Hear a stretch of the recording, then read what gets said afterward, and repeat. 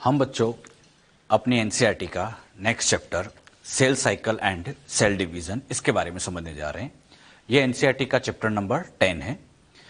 11th NCERT chapter number 10 हम start कर रहे हैं। इसके अंदर बच्चों हम सेल कैसे डिवाइड करती है उसके बारे में सीखेंगे। ये चैप्टर बहुत इंपॉर्टेंट है। नीट में बच्चों इससे हर साल मिनिमम एक क्वेश्चन तो आता ही है। ज़्यादा बड़ा चैप्टर भी नहीं है, आप जानते हैं ज़्यादा बड़ा चैप्टर नहीं है, लेकिन मिनिमम एक क्वेश्चन आता ही है और कई बार तो दो क्वेश्चन भी यहाँ से देखे जाते हैं और बहुत आसान है। बस एक बार आपको इसकी सीक्वेंस समझ में आ जाए कि सेल डिवीजन के टाइम पर क्या क्या सीक्वेंस फॉलो की जाती है। क्लियर? सेल डिवीजन वर्ड से समझ में आता है कि जहां पर एक सेल से दो सेल का फॉर्मेशन करना है। जैसे हमारे पास ये एक सेल है, अब ये सेल ऐसे सिक्वेंशली डिवाइड होती है और फाइनली बच्चों जाकर ऐसे टू सेल का फॉर्मेशन कर देती है। तो एक से ऐसी दो सेल का बनाना, यही बच्चों सेल डिवीजन है। इसके बारे में हम इस चैप्टर के अंदर डिटेल में पढ़ेंगे। क्लियर? सेल डिवीजन की अगर हम बात करें, मान लीजिए बच्चों ये एक सेल है, अगर हम इसको डिवाइड करना चाहते हैं तो सबसे पहले ये सेल ग्रोथ करती है। ग्रोथ मतलब अपनी साइज को बढ़ाती है। इसकी साइज ऐसे कुछ इंक्रीज होगी। साइज इंक्रीज होने के बाद इसमें बच्चों डिवीजन होगा और डिवीजन के बाद फाइनली ऐसे यहां पर 1 से 2 सेल का बनना और एक से ऐसी 2 सेल का बनना, यही बच्चों सेल डिवीजन कहलाता है। अब बात आती है सेल डिवीजन क्यों जरूरी है, क्यों सेल डिवाइड करना इंपॉर्टेंट है। सेल का डिवीजन कई रिस्पेक्ट में इंपॉर्टेंट होता है। जैसे बच्चों हम अगर अपनी बात करें तो हम सबकी लाइफ एक सिंगल सेल से स्टार्ट हुई है, जिसको हम कहते हैं जाइगोट। जाइगोट में एक सिंगल सेल थी, लेकिन आज के टाइम पर हमारी बॉडी में देखा जाए तो बिलियंस ऑफ सेल है। आज हमारे अंदर बिलियंस ऑफ सेल है। क्वेश्चन यही आता है कि उस एक सिंगल सेल से आज हमारे अंदर ये बिलियंस ऑफ सेल कैसे आ गई, कैसे ये सेल्स आ गई। तो उस क्वेश्चन का सिंपल सा जवाब सेल डिवीजन ही है। मतलब उस एक सिंगल सेल में डिवीजन हुआ, 1 से 2 बनी, 2 से 4, 4 से 8, 16 एंड इस तरह से कंटिन्यू डिवीजन होता गया और आज के टाइम पर हमारे अंदर बिलियंस ऑफ सेल आ चुकी है। तो सेल डिवीजन क्यों जरूरी है? ताकि हमारी ग्रोथ हो सके, हमारे अंदर सेल के नंबर को बढ़ाया जा सके। अच्छा, अगर मान लीजिए अपनी बॉडी में कहीं पर चोट लग जाए, मान लीजिए कहीं पर चोट लग गई तो यहां का कुछ पार्ट हट गया। अब कुछ पार्ट हट गया तो वहां पर नई सेल तो बनानी पड़ेगी। तो नई सेल बनाने के लिए सेल डिवीजन का होना बहुत जरूरी है। हम बच्चों अपने हेयर को कट कर देते हैं, फिर डिवाइड करने मतलब फिर वही ग्रो करने लग जाते हैं, सेल डिवीजन की वजह से होता है। हम अपने नेल्स को कट करते फिर बड़े हो जाते हैं, सेल डिवीजन की वजह से होता है। तो सेल डिवीजन कई रिस्पेक्ट में जरूरी है। एक बड़ा अच्छा एग्जांपल भी आप जानते हैं, हम सबके अंदर जो आरबीसी है 120 डेज में डिस्ट्रॉय हो जाती है, खत्म हो जाती है। तो अपनी बॉडी में नई आरबीसी भी तो बनती होगी। तो नई आरबीसी बनाने के लिए यही डिवीजन काम आता है। तो डिवीजन का कई रिस्पेक्ट में हमारे अंदर रोल होता है। डिवीजन के कई रोल है, जैसे ऑर्गेनिज्म की ग्रोथ में, चोट को फिल करने में, नई सेल्स को डेवलप करने में, ऐसे कई रोल होते हैं। अच्छा, इसी तरह से डिवीजन गैमिट फॉर्मेशन के लिए भी इंपॉर्टेंट है। जो गैमिट्स बनते हैं वो भी सेल डिवीजन की वजह से ही बनते हैं और यही गैमिट फिर अगली जनरेशन ले आते हैं। तो डिवीजन का होना बहुत बहुत इंपॉर्टेंट है। सेल डिवीजन को अगर हम डिवाइड करें तो सेल डिवीजन बेसिकली 2 टाइप का होता है। एक होता है बच्चों माइटोसिस और दूसरा होता है मियोसिस। ये 2 टाइप के हैं, माइटोसिस एंड मियोसिस। एक डिवीजन और हम पढ़ते हैं एमाइटोसिस। एमाइटोसिस को हम यहां पर इतना कवर नहीं करते, हां, लेकिन इसकी कुछ बातें आपको समझा दी जाएगी। अभी बस इतना ध्यान रखो, हमें मेन 2 डिवीजन पढ़ने हैं, माइटोसिस एंड मियोसिस। माइटोसिस बच्चों इसको इक्वेशनल डिवीजन के नाम से जानते हैं और मियोसिस को रिडक्शनल डिवीजन के नाम से भी जाना जाता है। अच्छा, माइटोसिस में होता क्या है? यह बच्चों एक 2n डिप्लॉइड सेल है। इस डिप्लॉइड सेल में जब माइटोसिस हुआ तो रिजल्ट में ऐसी सेल्स बनी और इन सेल्स में आप देखोगे यहां भी 2n कंडीशन, यहां भी 2n, मतलब क्रोमोसोम नंबर आप देखोगे तो सेम रहेंगे। सिखाने के लिए यहां मैंने क्रोमोसोम नंबर, यहां सिखाने के लिए क्रोमोसोम नंबर ऐसे बच्चों 46 लिखा, तो यहां पर भी तो 46 ही होंगे। जिस सेल में डिवीजन होता है इसको कहते हैं मदर सेल और ये हो गई डॉटर सेल। मदर सेल में भी 46 क्रोमोसोम, डॉटर में भी 46। तो क्रोमोसोम नंबर सेम रहे, इक्वल रहे, तो इसीलिए इसको इक्वेशनल डिवीजन या माइटोसिस कहा जाता है। तो माइटोसिस की खास बात, क्रोमोसोम नंबर इसमें सेम रहते हैं, इक्वल रहते हैं, इसीलिए हम इसको इक्वेशनल डिवीजन माइटोसिस कह देते हैं। अच्छा, माइटोसिस बच्चों ऐसे डिप्लॉइड सेल में होता है। क्लियर? अगर हम बात करें हैप्लॉइड सेल, ये बच्चों मेरे पास एक एन सेल है और मैं कहूं इसे माइटोसिस से डिवाइड करो, क्या डिवीजन डिवाइड कर सकती है? यस कर सकती है। अच्छा, यहां जब माइटोसिस होगा तो यहां पर वापस एन से ऐसे एन का फॉर्मेशन हो जाएगा, बिल्कुल हो सकता है। तो माइटोसिस डिप्लॉइड सेल में भी हो सकता है, हैप्लॉइड सेल में भी हो सकता है, ट्रिप्लॉइड सेल में भी हो सकता है।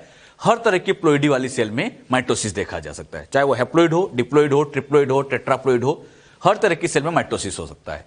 मियोसिस की बात करें, मियोसिस बच्चों एक रिडक्शनल डिवीजन है जिसमें क्रोमोसोम नंबर हाफ होता है।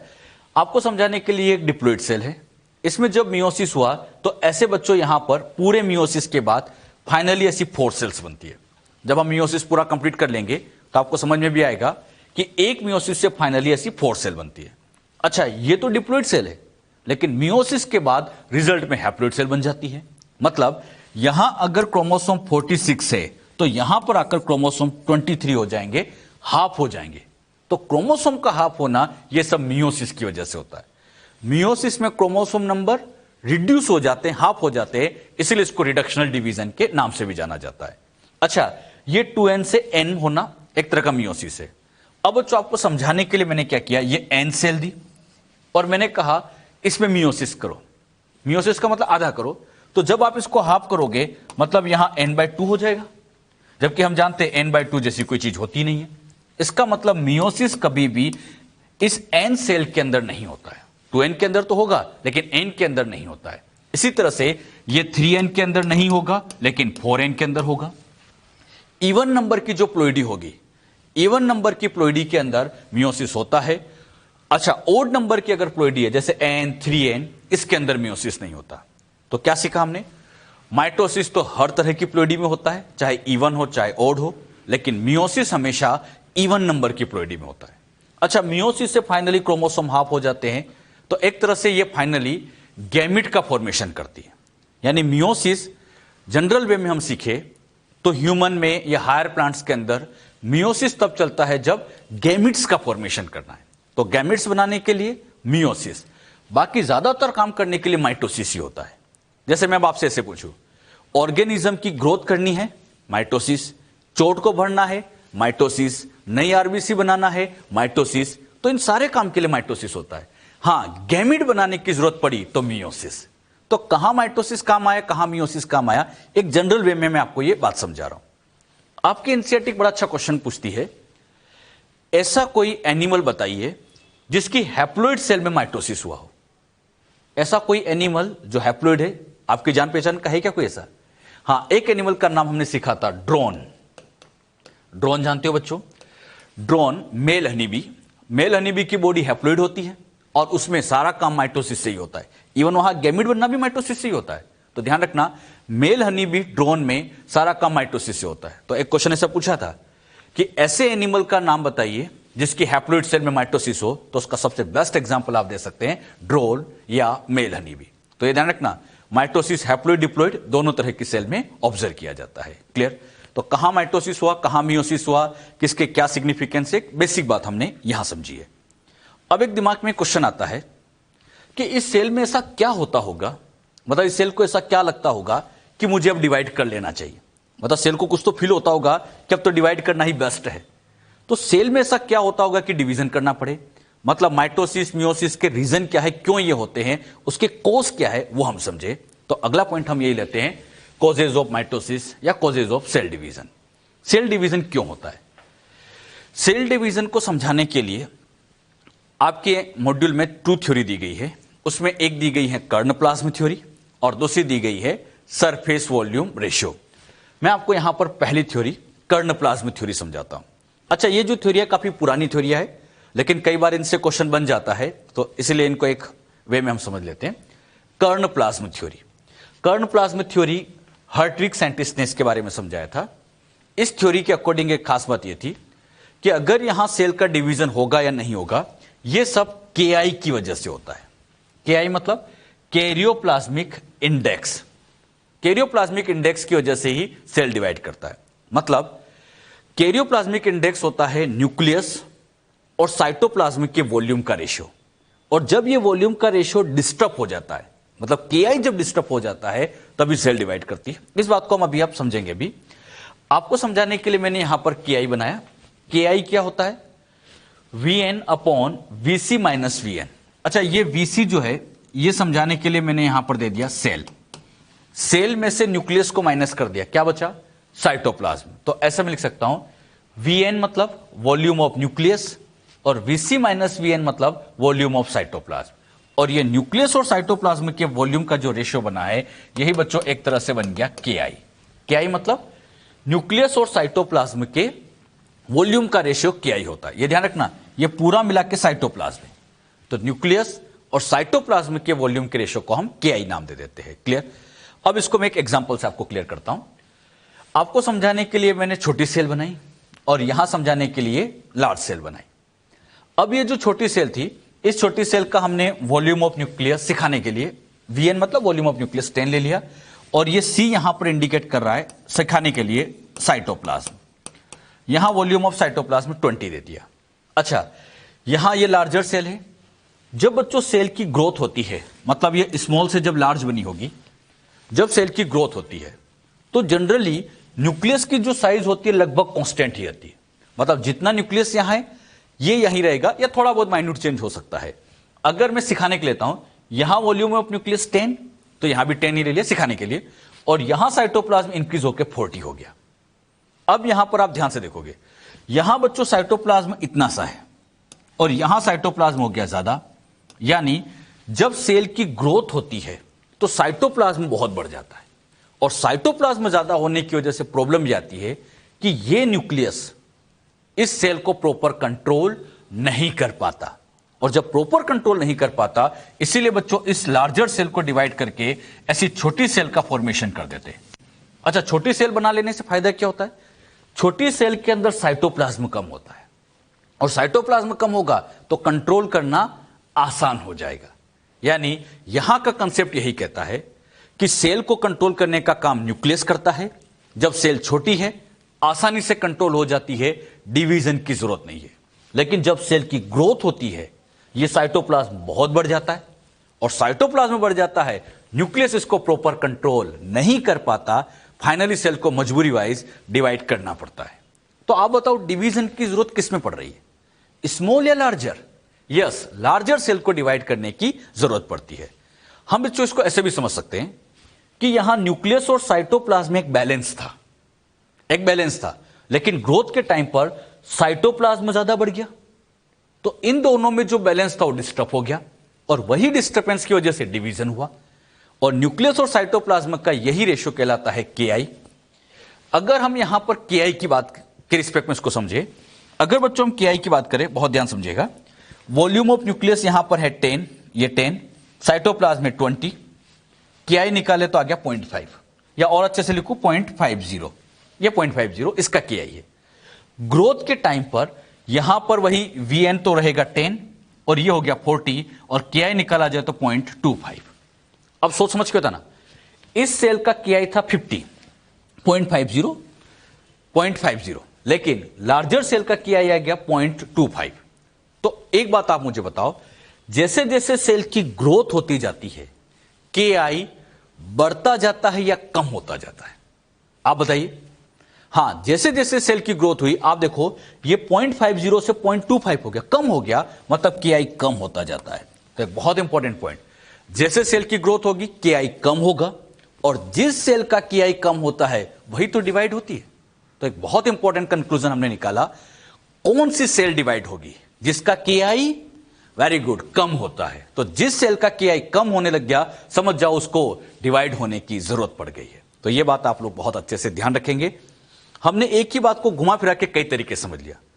वो सेल डिवाइड होगी जो लार्ज है, या वो सेल डिवाइड होगी जिसमें न्यूक्लियस कंट्रोल नहीं कर पा रहा है, या वो सेल डिवाइड होगी जिसका Ki कम है। बात एक ही है, बस उसको घुमा फिरा के हम अलग अलग तरीके से बोलते जा रहे हैं। आप तो बस इतना ध्यान रखो, जिस सेल का Ki कम हुआ समझ जाना उसका डिवीजन होगा। अरे बात समझ में बच्चों? तो यह बात हमने यहां पर समझी है। एक इंपॉर्टेंट पॉइंट हम नोट भी कर लेते हैं, Ki of small cell is high, छोटी सेल का Ki हाई होता है, अच्छा, as compare to larger cell. हमने बच्चों जो कर्णप्लाज्म थ्योरी समझी है, इस कर्णप्लाज्म थ्योरी में हमने ये तो समझ लिया कि वो सेल डिवाइड होती है जिसका Ki कम होता है। लेकिन कभी कभी ऐसा देखा जाता है कि जिन सेल का Ki ज्यादा होता है, Ki ज्यादा होती है, वो भी डिवाइड कर सकती है, ऐसा ऑब्जर्व किया गया है।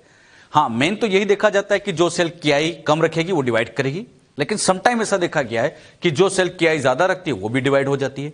जैसे हम मेरिस्टेमेटिक सेल की बात करें, छोटी सेल है, KI ज्यादा होता है फिर भी डिवाइड कर जाती है। मतलब ये कंसेप्ट पूरी तरह से सही नहीं है, ये एक पुराना कंसेप्ट आप कह सकते हैं। अब इसी कर्णप्लाज्म थ्योरी का एक तरह से कहें मॉडिफाइड फॉर्म आता है, जिसको हम सरफेस वॉल्यूम रेशियो के नाम से जानते हैं। अब बात आती है सेल में सरफेस किसे कहना चाहिए और वॉल्यूम किसे कहना चाहिए। ये बच्चों सेल है, सेल की जो बाउंड्री आपको दिखाई दे रही है, ये बाउंड्री तो कहलाती है उसकी सरफेस, और अंदर जो साइटोप्लाज्म भरा हुआ है उसका वॉल्यूम कहलाता है। ये ध्यान रखना, सरफेस मतलब मेम्ब्रेन, अंदर का जो वॉल्यूम मतलब साइटोप्लाज्म। एक बात आप सभी जानते हैं, सेल को जब भी न्यूट्रिशन की जरूरत होगी तो वो हमेशा ऐसे बाहर से कलेक्ट करेगा, मतलब बाहर से न्यूट्रिशन को ऐसे गेन करेगी, और ये न्यूट्रिशन को ड्रॉ कौन करेगा? Cell membrane. अच्छा, मेम्ब्रेन की अगर वैल्यू अच्छी है, मतलब मेम्ब्रेन की अमाउंट ज्यादा है, तो वो ज्यादा से ज्यादा न्यूट्रिशन गेन करेगी, और सेल को जब अच्छे से न्यूट्रिशन मिलेगा तो अंदर के ऑर्गेनल सारे खुश रहेंगे, कोई लड़ाई झगड़ा नहीं होगा, मतलब डिवीजन की जरूरत नहीं है, डिवीजन की जरूरत नहीं है। सीधी सी बात है, सेल को अगर अच्छा सा न्यूट्रिशन मिलेगा तो डिवीजन की रिक्वायरमेंट नहीं होती है। अब इसी बात को हम यहां पर डायग्राम से इसको समझते हैं। आपको समझाने के लिए ये बच्चों मैंने एक स्मॉल सेल बनाई है और ये लार्जर सेल है। स्मॉल सेल को एज अ क्यूब की फॉर्म में रिप्रेजेंट कर दिया, इस लार्जर सेल को भी क्यूब की फॉर्म में प्रेजेंट किया। यहां पे बच्चों स्मॉल सेल के अंदर इसकी लेंथ, विड्थ, हाइट सब मैंने कह दिया 2 to 2 है, और मैंने कहा इसका TSA कैलकुलेट करो। TSA मतलब टोटल सरफेस एरिया। सरफेस मतलब वही मेम्ब्रेन वाली बात है। सरफेस एरिया को अगर काउंट करते हैं तो उसको 6a² से काउंट करेंगे। अब यहां a की वैल्यू 2 है, पुट करते हैं 6, 2 का होल स्क्वायर, सोल्व करते हैं तो यह आ जाता है 24। वॉल्यूम को सोल्व करें, इसका वॉल्यूम a³ मतलब यहां 2 का क्यूब बन गया, और यह टोटल आ गया 8। अच्छा, सरफेस एरिया मतलब ये तो इंडिकेट कर रहा है मेम्ब्रेन को, और वॉल्यूम मतलब साइटोप्लाज्म को। अब सोच समझ के बताना, मेम्ब्रेन तो है 24 और साइटोप्लाज्म है 8। दिमाग लगा के बताओ, छोटी सेल के अंदर मेम्ब्रेनस पार्ट ज्यादा है या साइटोप्लाज्म? हां, मेम्ब्रेनस पार्ट ज्यादा दिख रहा है, तो मेम्ब्रेनस पार्ट ज्यादा है। अगर ये मेम्ब्रेनस पार्ट ज्यादा है, ये पार्ट ज्यादा है, तो ये अच्छे से न्यूट्रिशन गेन करेगी, और न्यूट्रिशन अच्छे से गेन करेगी मतलब इसको डिवाइड होने की जरूरत नहीं है, क्योंकि इसको अच्छे से न्यूट्रिशन मिलेगा।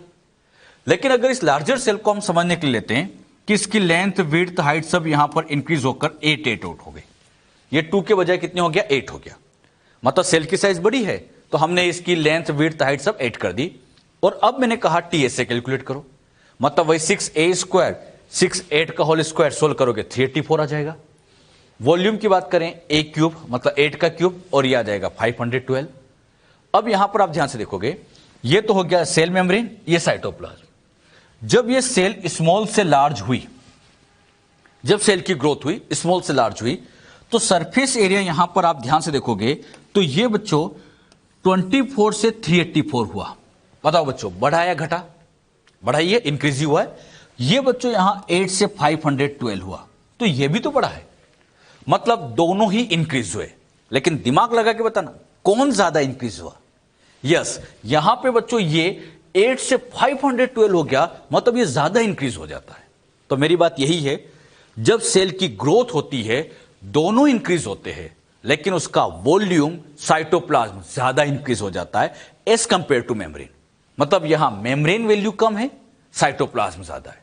तो बड़ी सेल में ये मेम्ब्रेनस पार्ट कम है, और मेम्ब्रेनस पार्ट कम है तो ये न्यूट्रिशन कम गेन करेगी, और न्यूट्रिशन कम गेन करेगी तो अंदर के जो ऑर्गेनल्स है, ER, गोल्जी बॉडी, माइटोकॉन्ड्रिया, जितने भी ऑर्गेनल्स है, इन ऑर्गेनल्स में न्यूट्रिशन के लिए लड़ाई झगड़े चालू हो जाएंगे। अच्छा, न्यूट्रिशन की लड़ाई झगड़े चालू हो गए, ER कहेगी न्यूट्रिशन की बारी मेरी है, उधर से माइटोकॉन्ड्रिया चिल्लाएगा कल ही तेरा नंबर था। मतलब ऑर्गेनल्स में आपस में लड़ाई झगड़े चालू हो गए, और जब लड़ाई झगड़े चालू होते एक ही सॉल्यूशन बचता है, बंटवारा। तो यहां पे बच्चों इसका बंटवारा कर दिया जाएगा और 2 छोटी सेल बना ली जाएगी। अब बताओ, छोटी सेल बनाने से क्या फायदा? क्योंकि छोटी सेल में मेम्ब्रेनस पार्ट ज्यादा होता है, तो ये अच्छे से न्यूट्रिशन गेन करेगी, अच्छे से एक तरह से कंट्रोल रहेगी। तो मुझे बताइए, डिवीजन की जरूरत स्मॉल सेल को पड़ी या लार्ज सेल को? हमने जो दोनों कंसेप्ट सीखे, एक ही बात हमारे सामने आई है, दोनों ही कंसेप्ट में यह कहा गया है कि डिवीजन तो हमेशा लार्ज सेल में ही होगा। हां, दोनों के समझाने का तरीका अलग है। कर्ण प्लाज्मा वालों ने कहा था न्यूक्लियस प्रॉपर कंट्रोल नहीं कर पाता, इन्होंने कहा लार्ज सेल को प्रॉपर न्यूट्रिशन नहीं मिल पाता, बाकी डिवीजन तो लार्ज में ही होना है। तो दोनों ही थ्योरी हमने यही सीखा, डिवीजन लार्ज सेल में होता है। अब ये जो कंसेप्ट हमने अभी तक पढ़े हैं, ये दोनों ही कंसेप्ट पुराने हो चुके हैं, ये पुराने कंसेप्ट हो गए। आज के टाइम पर सेल को डिवाइड करना है या नहीं करना है, ये सब कुछ बच्चों जेनेटिक कंट्रोल होता है। जेनेटिक कंट्रोल होता है। जेनेटिक कंट्रोल मतलब डीएनए के हाथ में है। डीएनए से बच्चों आरएनए बनता है, प्रोटीन्स बनते हैं। आगे मैं आपको बताऊंगा 2 मेन प्रोटीन्स होते हैं, सीडीके और साइक्लिन, और वही सीडीके साइक्लिन प्रोटीन मिलकर डिसाइड करवाते हैं कि किस सेल को डिवाइड करना है या नहीं करना है। जैसे बच्चों ये सेल है, इस सेल के अंदर अगर सीडीके और साइक्लिन प्रोटीन बन गए तो ये डिवाइड कर जाएगी। इस सेल के अंदर सीडीके साइक्लिन नहीं बने तो चाहे बड़ी छोटी फर्क नहीं पड़ेगा, सीडीके साइक्लिन नहीं बने डिवाइड नहीं करेगी। तो आज का जो कंसेप्ट है वो बस इतना कहता है सीडीके साइक्लिन बन जाए तो डिवाइड करेगी, अदरवाइज नहीं करेगी। ये मॉडर्न कंसेप्ट है। इसमें बच्चों आपको कैसे ये कंट्रोल करते हैं आगे इसको समझाया भी जाएगा। अभी जो बातें आपको यहां समझाई क्लियर हुई अच्छे से? तो हमने क्या सीखा? हमने सीखा सेल जो होती है बाहर से आउटसाइड से मेम्ब्रेन के थ्रू न्यूट्रिशन गेन करती है। जब सेल की साइज इंक्रीज होती है तो वॉल्यूम ज्यादा इंक्रीज हो जाता है, और इसी वजह से एक स्टेज ऐसी आती है कि वहां पर उसको डिवीजन की जरूरत पड़ती है। ये जो दोनों कंसेप्ट मैंने आपको समझाए, बस ये कंसेप्ट में यही बातें आप ध्यान रखिए। सेल साइकिल के बारे में अब बच्चों हम समझने जा रहे हैं। सेल साइकिल में जब ये कोई सेल डिवाइड करती है तो सबसे पहले इसकी ग्रोथ होती है। उस ग्रोथ वाले पार्ट को हम कह देते हैं इंटरफेस। इंटरफेस के बाद अगर हम देखें तो सेल की साइज ऐसे बड़ी हो जाती है। अच्छा, अभी आप देखोगे सेल में आपको 1 ही न्यूक्लियस दिख रहा होगा। जब यहां पर सेल में ग्रोथ हो चुकी होगी, डिवीजन की सारी प्रिपरेशन हो चुकी होगी, फाइनली बच्चों अब इसके अंदर पहले न्यूक्लियस का डिवीजन किया जाता है। और न्यूक्लियस के इस डिवीजन को नाम आप सभी जानते हैं, कैरियोकाइनेसिस। कैरियो मतलब न्यूक्लियस, काइनेसिस मतलब डिवीजन। तो न्यूक्लियस का डिवीजन इसको हम कैरियोकाइनेसिस कहते हैं। और इसी के बाद आप देखोगे सेल के अंदर ये 2 न्यूक्लियस आ चुके हैं, न्यूक्लियस का डिवीजन हो गया। अब यहां पर साथ ही साथ होगा साइटोप्लाज्म का डिवीजन, जिसे हम कहते हैं साइटोकाइनेसिस, और अल्टीमेटली ये 2 सेल्स बन जाती है। यानी डिवीजन के टाइम पर पहले इंटरफेस चलती है, फिर कैरियोकाइनेसिस साइटोकाइनेसिस के बाद फाइनली 2 सेल्स का फॉर्मेशन होता है। एक से बच्चों जब 2 सेल बनानी है तो इन 2 सेल बनाने के लिए नए सेल ऑर्गेनल चाहिए, नया डीएनए चाहिए। भाई यहां जो डीएनए, इन 2 सेल के लिए डीएनए डबल तो चाहिए होगा। तो ये सारी प्रिपरेशन हमें करनी पड़ेगी। सेल ऑर्गेनल्स बढ़ाने पड़ेंगे, डीएनए कंटेंट बढ़ाना पड़ेगा, साइटोप्लाज्म इंक्रीज करना पड़ेगा। ये सारा काम इंटरफेस के अंदर होता है। अब ये जो इंटरफेस है इसको फर्दर 3 सब पार्ट में डिवाइड किया गया। इसमें पहला पार्ट आता है उसको कहते हैं G1, नेक्स्ट इज S, और अगला आता है G2। और ये G1, S, G2 इन तीनों को कंबाइन करके नाम दिया जाता है इंटरफेस। ये तीनों इंटरफेस कहलाते हैं। क्लियर? अच्छा, इंटरफेस में क्या होगा? तो वही ऑर्गेनल्स के नंबर इंक्रीज करेंगे, डीएनए कंटेंट डबल करेंगे। इसके बाद जब ये कैरियोकाइनेसिस वाला पार्ट होता है, इसके बच्चों यहां पे फिर 4 पार्ट किए जाते हैं। कैरियोकाइनेसिस में पहला पार्ट आता है प्रोफेज, मेटाफेज, एनाफेज, टीलोफेज। ये प्रोफेज, मेटाफेज, एनाफेज, टीलोफेज ये कैरियोकाइनेसिस के पार्ट होते हैं। फिर साथ साथ साइटोकाइनेसिस भी होगा और 2 सेल बन जाती है। अगर हम देखें तो एक्चुअली में डिवीजन यहां हो रहा है, यहां तो प्रिपरेशन हो रही है, डिवीजन यहां हो रहा है। तो एक तरह से ये जो पार्ट होता है इसी को हम एग्जैक्टली डिवीजन फेज या एम फेज के नाम से जानते हैं। अच्छा, ये एम फेज या डिवीजन फेज कहलाती है। यानी एम फेज के 2 पार्ट आप कह सकते हैं। पहला पार्ट आता है कैरियोकाइनेसिस और दूसरा पार्ट आता है साइटोकाइनेसिस। अब यहां से लेके ये लास्ट तक का पूरा साइकिल की फॉर्म में एक सीक्वेंशियल चेंजेस चलते हैं, और इन्हीं सीक्वेंशियल चेंजेस को हम सेल साइकिल कह देते हैं। अच्छा, ये सब कैसे कैसे होता है इन सबको हम डिटेल में समझेंगे। पहले ये जो बेसिक बात अभी आपको समझाई ये आपको ध्यान में रखना है। आपको समझाने के लिए मैंने यहां पर इसको एक डायग्राम से बना दिया।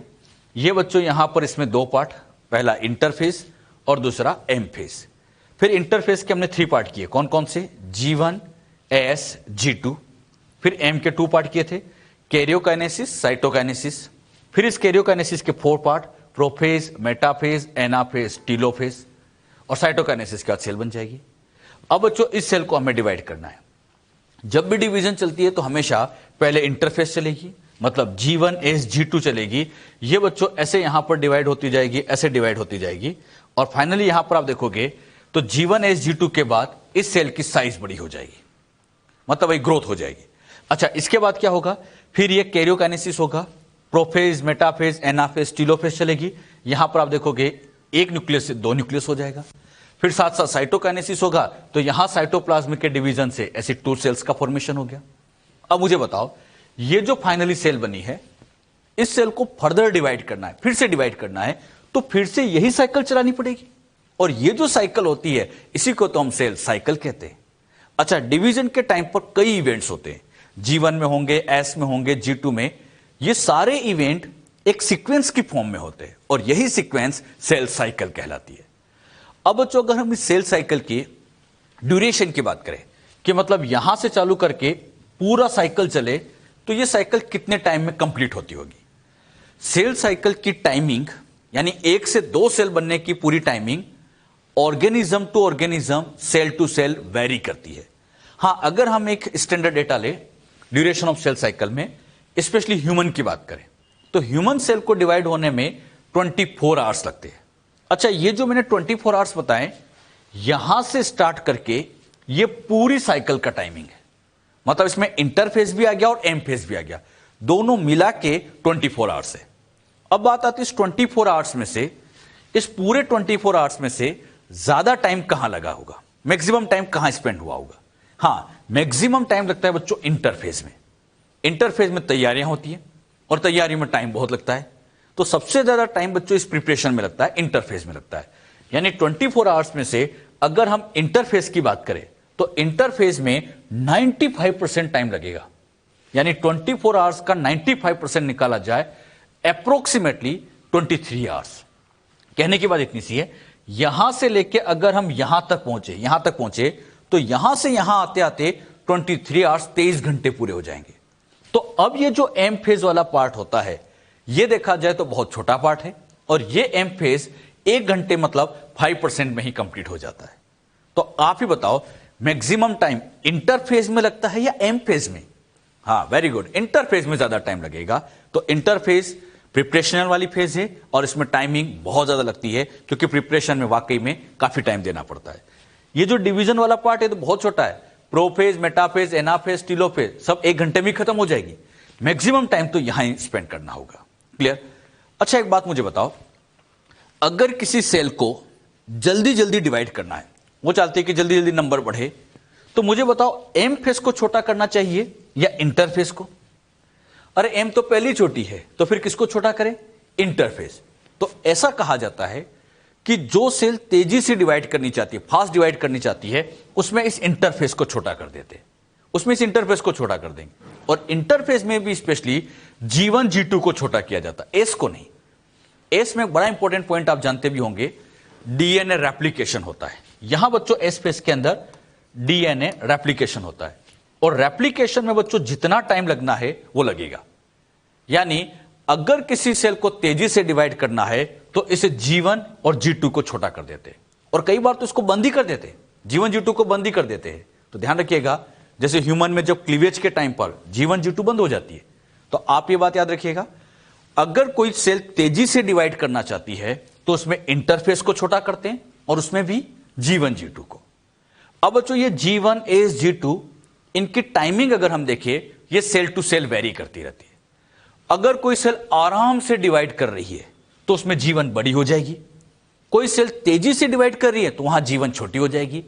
मतलब इन G1 S इनकी timing cell to cell requirement के अकॉर्डिंग ये वेरी कर सकती है। क्लियर। जो बातें मैंने आपको 24 आवर समझाई, ये क्लियर हुआ अच्छे से। और ये भी ध्यान रखना, ये जो 24 आवर टाइमिंग आपको लिखाई गई है, ये कल्चर मीडियम की टाइमिंग है। मतलब अपनी सेल को ले और कल्चर मीडियम पर आर्टिफिशियल इसको डिवाइड करे, तो 24 आवर्स लगते हैं। हां, अपनी बॉडी में हो सकता है टाइमिंग थोड़ा बहुत वेरी करेगा। अपनी बॉडी में कोई एक सेल तो है नहीं, बहुत सारी सेल है, तो ये timing cell to cell vary करेगी। लीवर की सेल का डिवीजन टाइम अलग हो सकता है, किडनी का डिवीजन टाइम अलग हो सकता है, मतलब अलग अलग सेल में टाइमिंग अलग अलग कर सकते हैं, तो ये वेरी करता है, ये ध्यान रखना। अच्छा, यीस्ट की अगर हम बात करें, तो यीस्ट में टाइमिंग होता है 90 मिनट।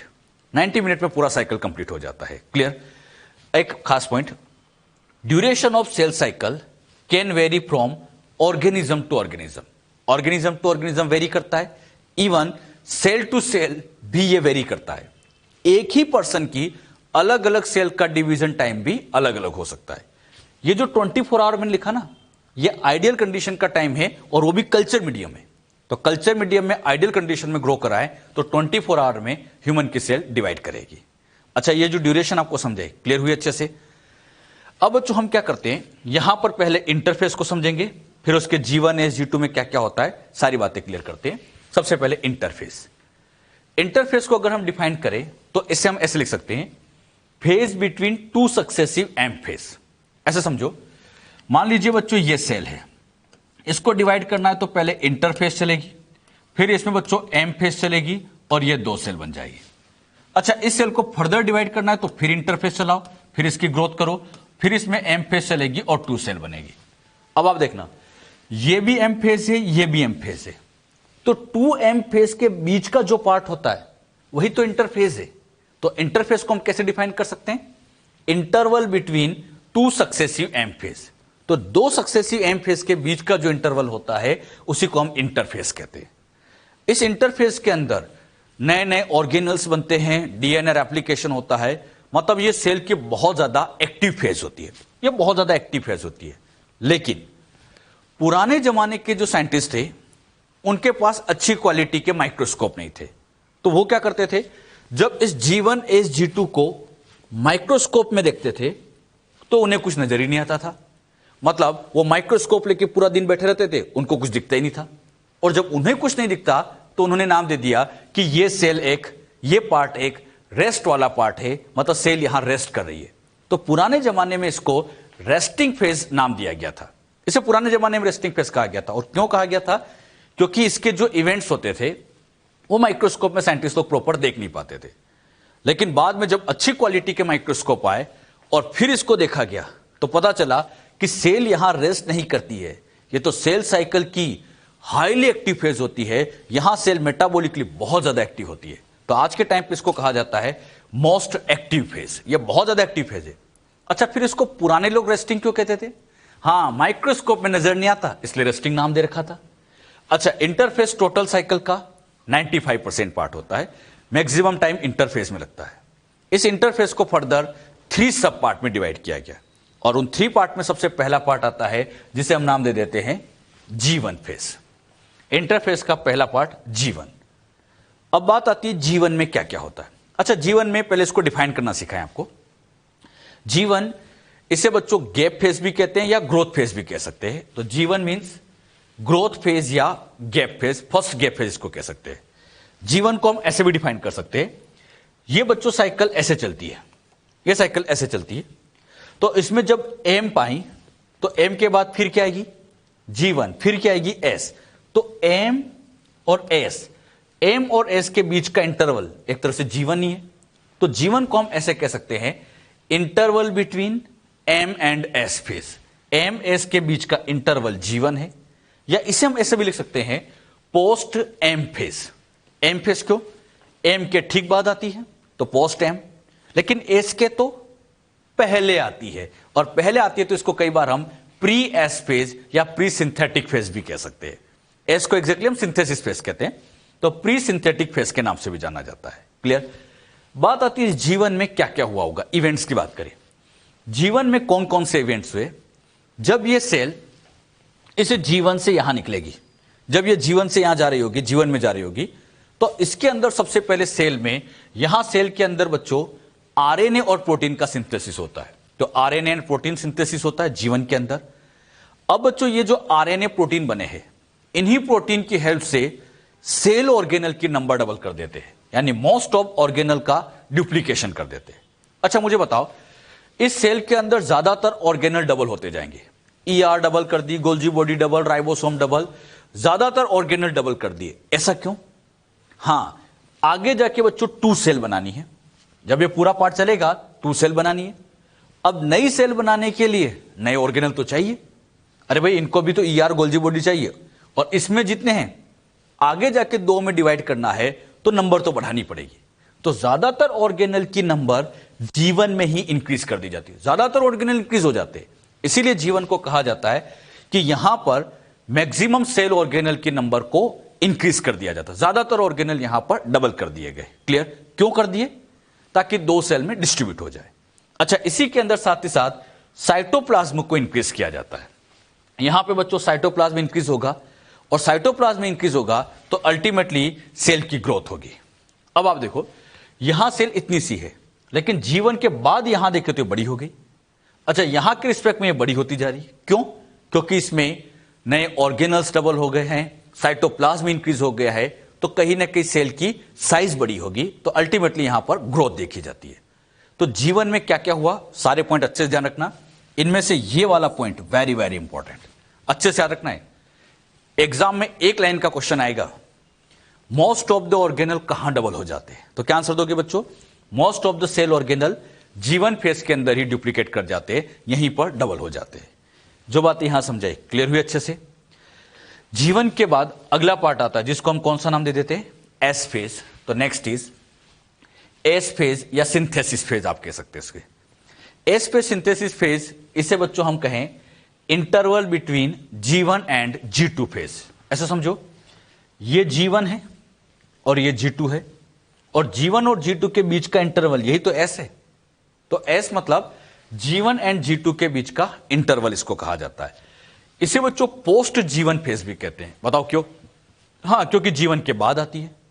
तो हम ऐसे भी तो कह सकते हैं G2 के पहले आती है, तो इसे हम प्री G2 फेज भी कह सकते हैं। इसे हम प्री G2 फेज के नाम से भी जानते हैं। अब इसमें क्या क्या इवेंट्स हुए होंगे? आप लोगों को एक इवेंट सबको बहुत अच्छे से पता है, एस फेज के अंदर डीएनए के अमाउंट को डबल किया जाएगा, यानी यहां पर सबसे मेन पार्ट है डीएनए रेप्लिकेशन। सेल के अंदर, न्यूक्लियस के अंदर जो डीएनए है वो डबल हो जाता है। मतलब यहां एक डीएनए था, इसको डबल करके ऐसे डबल कर दिया जाएगा, तो 1 से 2 बना देंगे। अब मुझे आप बताओ, ये डीएनए को डबल क्यों करते हैं? भाई यहां डीएनए रेप्लिकेशन कर रहे हैं, डीएनए को डबल कर रहे हैं, क्यों कर रहे हैं? हां, डीएनए डबल इसलिए कर रहे हैं, सेल के अंदर डीएनए को डबल इसलिए किया जा रहा है क्योंकि आगे जाके 2 सेल बनानी है, और नई सेल के लिए नया डीएनए चाहिए। तो इसीलिए यहां डीएनए को डबल कर देंगे, ताकि जो डबल डीएनए हुआ है उनमें से कुछ डीएनए, मतलब आधा डीएनए इसमें, आधा डीएनए इसमें चला जाएगा। तो डीएनए को भी डबल कर दिया गया। एक बात आप ध्यान से देख रहे होंगे, सेल आगे जाके 2 बनेगी, लेकिन तैयारियां पहले ही चालू हो गई है। प्रोटीन बनना चालू हो गए, ऑर्गेनल डबल हो रहे हैं, डीएनए रेप्लिकेशन हो गया है, तैयारियां पहले स्टार्ट कर दी जाती है। यहीं पर डीएनए का रेप्लिकेशन किया जाता है। अच्छा, एक खास बात, ये जो रेप्लिकेशन होगा न्यूक्लियस में। अब मुझे बताओ, न्यूक्लियस में तो रेप्लिकेशन चल रहा है, साइटोप्लाज्म में क्या डीएनए होता है? कई बार ये बात आई है, साइटोप्लाज्म में डीएनए होता है। जैसे माइटोकॉन्ड्रिया की बात करें, प्लांट में क्लोरोप्लास्ट एक्स्ट्रा आ गया। बात आती है माइटोकॉन्ड्रिया और क्लोरोप्लास्ट का डीएनए कहां रेप्लिकेट होगा? हां, इनका रेप्लिकेशन बहुत अच्छे सुनना, सेल साइकिल की किसी भी फेज में हो सकता है। Any phase of cell cycle, वो G1 भी हो सकती है, यस हो सकती है, S भी हो सकती है, G2 भी हो सकती है। कोई पर्टिकुलर फेज इनके लिए डिफाइंड नहीं है।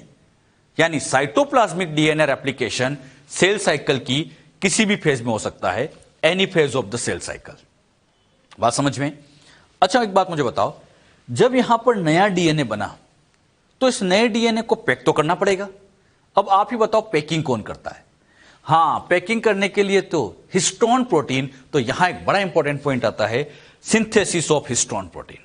यहां बच्चों हिस्टोन प्रोटीन का सिंथेसिस किया जाता है। क्यों? क्योंकि जो नया डीएनए बना उसको साथ साथ पैक भी तो करना पड़ेगा, और पैकिंग हिस्टोन प्रोटीन कराता है। अच्छा, एक खास बात और यह भी देखी गई, साइटोप्लाज्म के अंदर, जैसे सेल के अंदर ये तो न्यूक्लियस है, इस साइटोप्लाज्म के अंदर ऐसी सिलेंड्रिकल स्ट्रक्चर होती है। नाम बोलो। हां, सेंट्रियोल। अब इन सेंट्रियोल को भी डबल किया जाता है, तो यहां सेंट्रियोल को डुप्लीकेट किया जाएगा, डबल किया जाएगा। कहां पर? साइटोप्लाज्म के अंदर। एनिमल या प्लांट? यस, एनिमल, क्योंकि प्लांट में होते नहीं है सेंट्रियोल। तो एनिमल के साइटोप्लाज्म में सेंट्रियोल का डुप्लीकेशन कर देंगे, मतलब इन सेंट्रियोल को डबल कर देंगे। ये 2 है तो इसको डबल 4 कर दिया जाएगा। तो सेंट्रियोल डुप्लीकेशन होगा एस फेज में ही। अच्छा, इसी एस फेज में साइटोप्लाज्म तो इंक्रीज होगा ही, और साइटोप्लाज्म इंक्रीज हो रहा है तो अल्टीमेटली सेल की ग्रोथ भी देखी जाएगी। एस फेज में क्या क्या हुआ ध्यान समझिएगा, बहुत इंपॉर्टेंट है। ये पॉइंट, ये पॉइंट, ये पॉइंट वेरी इंपॉर्टेंट, अच्छे से याद रखना है। तो एस फेज में रेप्लिकेशन होता है, साथ ही साथ हिस्टोन प्रोटीन बनता है, सेंट्रियोल का डुप्लीकेशन होता है। क्लियर? तो जो बातें एस फेज की समझाई ये अच्छे से आप लोगों को क्लियर होना चाहिए। क्लियर। एस के बाद अगली फेज पे चलते हैं और वो कहलाती है G2 फेज। G1 हो गया, एस हो गया। अच्छा एक बात आप देखोगे, सेल धीरे धीरे बड़ी साइज में होती जा रही है। अच्छा एस के बाद अगली स्टेज कौन सी आ गई? G2। G2 को हम सेकंड ग्रोथ फेज या सेकंड गैप फेज भी कह सकते हैं। G2 में क्या क्या इवेंट्स होते हैं? अच्छा पहले डिफाइन करना सिखाए, interval between S and M phase. ऐसे समझो, एस फेज एम फेज दोनों के बीच का इंटरवल क्या कहलाता है बच्चों? G2। या इसे हम ये भी कह सकते हैं पोस्ट एस या प्री एम। तो इसे बच्चों हम पोस्ट एस फेज भी कह सकते हैं या प्री एम फेज भी कह सकते हैं। इवेंट की बात करें G2 फेज में, इस G2 फेज में क्या हुआ होगा? तो इसके अंदर सबसे मेन इवेंट में आता है सिंथेसिस ऑफ ट्यूबुलिन प्रोटीन। अच्छा ये ट्यूबुलिन प्रोटीन बनाते क्यों? क्योंकि यही ट्यूबुलिन प्रोटीन आगे जाके स्पिंडल फाइबर्स का फॉर्मेशन करते हैं। आप लोग सभी जानते हैं मेटाफेज एनाफेज में स्पिंडल फाइबर की रिक्वायरमेंट होती है, और वो स्पिंडल फाइबर किसका बना होता है? Tubulin protein. तो यही ट्यूबुलिन प्रोटीन बना लिया, G2 में ही ट्यूबुलिन प्रोटीन बनता जा रहा है, और आगे यही ट्यूबुलिन प्रोटीन जुड़कर जब प्रोफेज आएगी वहां स्पिंडल फाइबर बनाना शुरू कर देगी। तो ध्यान रखना, स्पिंडल फाइबर प्रोफेज में बनेंगे, लेकिन उसकी तैयारियां पहले ही चालू हो गई है। तैयारियां तो पहले ही करनी है, तो तैयारियां पहले चालू हो जाती है। इसी के साथ साथ यहां पर भी साइटोप्लाज्म को इंक्रीज करेंगे, जिससे अल्टीमेटली सेल की ग्रोथ होगी। और आप देख भी रहे हैं यहां पर सेल और बड़ी होती जा रही है। तो एक बात आपने नोटिस की होगी, सेल यहां छोटी थी, यहां बड़ी हुई, यहां और बड़ी हुई, यहां और बड़ी हुई, क्योंकि यह कंटिन्यूअस ग्रोथ करती जा रही है। तो कंटिन्यूअस ग्रोथ यहां पर ऐसे चलती जाती है। हां, इसको इनलार्ज करने में ज्यादा रोल कहा जाता है कि जीवन का रहा होगा। जीवन में ऐसा कहा जाता है कि साइटोप्लाज्म बहुत बढ़ता है, मतलब ये कंटिन्यू बढ़ तो रही है, लेकिन इसको इनलार्ज करने में मेन रोल जीवन का है, क्योंकि यहीं पर ज्यादातर ग्रोथ देखी जाती है। क्लियर। जो बातें मैंने आप लोगों को G1 S G2 में समझाई, क्लियर हुई अच्छे से? तो ये सब बातें आप ध्यान भी रखना। एक बड़ा इंपॉर्टेंट पॉइंट हम लेते हैं, cell growth is a continuous process. अच्छा कंटिन्यूअस प्रोसेस क्यों है? क्योंकि ये तो सब में हो रही है। क्या रेप्लिकेशन सब में हो रहा था? नहीं, वो तो एस में हो जा रहा था। तो एनसीईआरटी की लाइन है, cell growth is a continuous process while replication take place in one specific phase, that is S phase. बात समझ में? तो ये एक इंपॉर्टेंट पॉइंट आप ध्यान रखिएगा। हमने यहां पर जो बातें समझी, आपसे मैं पूछ रहा हूं अच्छे से बताना, हिस्टोन प्रोटीन कहां बना?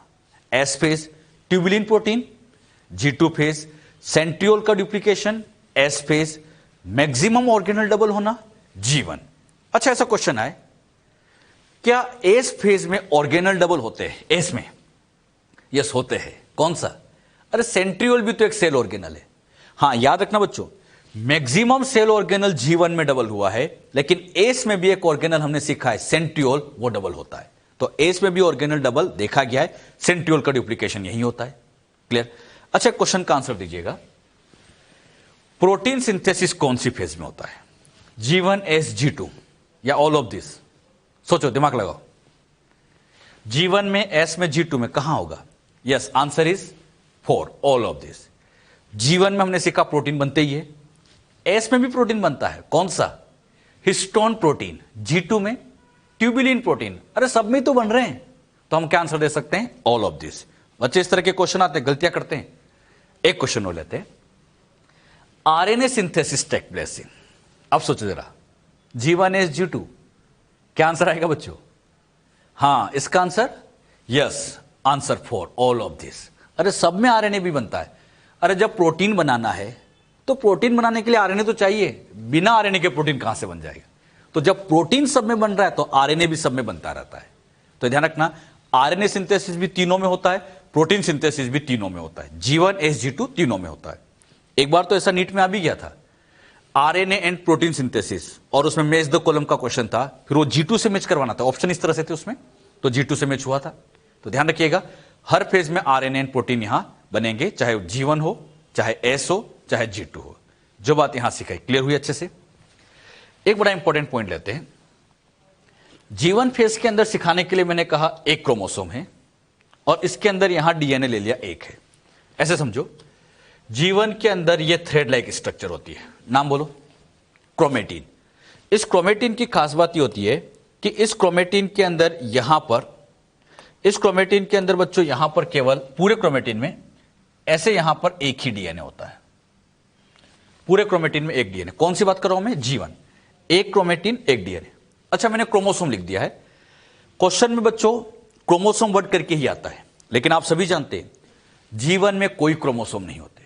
क्रोमोसोम बनना तो प्रोफेज में चालू होंगे, कंडेंसेशन यहां चालू होगा, लेकिन क्वेश्चन ऐसे पूछा जाता है तो आप इसी तरह से आंसर देंगे। सपोज करो, मान लो मैं इसको अगर कंडेंस करता भी तो एक क्रोमेटिन है तो क्रोमोसोम भी एक ही बनता, तो आप इसको ऐसे भी समझ सकते हैं। तो ध्यान रखिएगा, जीवन में कोई क्रोमोसोम नहीं होते हैं, लेकिन क्वेश्चन की लैंग्वेज में ऐसा दे सकते हैं, तो हमें उसे बस मान के चलना है। तो जीवन में एक क्रोमेटिन या एक क्रोमोसोम में एक डीएनए है। अब जीवन से जब बात आती है एस फेज की, अगर हम एस फेज में देखें तो एस फेज में भी यहां पर ये बच्चों क्रोमेटिन है, यही क्रोमेटिन एस सच गया था। लेकिन अगर मैं इसमें डीएनए की बात करूं तो यहां डीएनए एक नहीं, कितने हो जाएंगे? दो हो जाएंगे। बताओ डबल क्यों हो गए? रेप्लिकेशन हो गया। तो यहां बताना, क्रोमेटिन तो एक ही है, एक ही क्रोमेटिन है, लेकिन उसमें डीएनए डबल हो गया। और एक ही क्रोमेटिन है तो कंडेंस करते भी तो क्रोमोसोम तो एक ही रहता, लेकिन डीएनए यहां दो हो जाता है। तो एक बहुत इंपॉर्टेंट पॉइंट मैं आपको समझा रहा हूं, जीवन से एस में जाते टाइम क्रोमोसोम की नंबर सेम रहती है। क्रोमोसोम की नंबर सेम क्यों है? क्योंकि क्रोमेटिन वही है। अरे यहां पर जो क्रोमेटिन है, क्रोमेटिन तो वही है ना बच्चों, और क्रोमेटिन वही है तो इसका मतलब क्रोमोसोम भी उतना ही रहेगा। जीवन से एस में जाने पर क्रोमोसोम उतना ही रहेगा क्योंकि क्रोमेटिन एक का एक था, लेकिन डीएनए कंटेंट डबल हो जाएगा। वेरी इंपॉर्टेंट पॉइंट, जीवन से एस में जाने पर क्रोमोसोम या क्रोमेटिन नंबर सेम रहेगा, डीएनए कंटेंट डबल हो जाता है। क्लियर? तो एक बहुत इंपॉर्टेंट पॉइंट हम यहां नोट भी कर लेते हैं। इसको नोट करने से पहले क्वेश्चन ले लेता हूं। जीवन में क्रोमोसोम 2n = 20 दे दिया और डीएनए को 2c लिख दिया। डीएनए के अमाउंट को बच्चों हमेशा C या 2c से लिखते हैं। C का मतलब होता है हैप्लॉइड सेल का डीएनए और 2c का मतलब होता है डिप्लॉइड सेल। अगर ये डिप्लॉइड सेल है तो इसके डीएनए को हम 2c से लिखेंगे। डिप्लॉइड सेल के डीएनए मतलब 2c से लिख दिया जाएगा। अब जीवन से जब एस में जाते हैं तो बताओ क्रोमोसोम नंबर 2n = 20 से 20 ही रहेगा, सेम। ये तो सेम रहेगा, क्रोमोसोम सेम रहेगा, लेकिन डीएनए 2c के बजाय 4c हो जाएगा, मतलब ये यहां पर डबल हो जाएगा। तो क्या सीखा? जीवन से एस में गए, chromosome number same but DNA content double हो जाता है। तो इस पॉइंट को हम ऐसे लिख सकते हैं, if the initial amount of DNA is denoted at 2c, then after S phase it increase to 4c, but the chromosome number remains same. बात समझ में? आपके मॉड्यूल में और एनसीईआरटी में आप देखोगे, एनसीईआरटी में लास्ट में समरी में एक पॉइंट लिखा है, S phase mark the phase of DNA replication and chromosomal duplication. ये वर्ड आते ही बच्चे बड़े परेशान हो जाते हैं। क्रोमोसोमल डुप्लीकेशन, क्रोमोसोमल डुप्लीकेशन का मतलब यहां पर क्रोमोसोम की नंबर इंक्रीज से नहीं है। इसको ऐसे समझो आप, यहां बच्चों जीवन के अंदर एक क्रोमोसोम में एक डीएनए था, लेकिन यहां एक क्रोमोसोम में दो डीएनए हो गया, मतलब यहां क्रोमोसोम में एक था, यहां पर दो डीएनए हो गया, तो इसकी साइज डबल हो गई।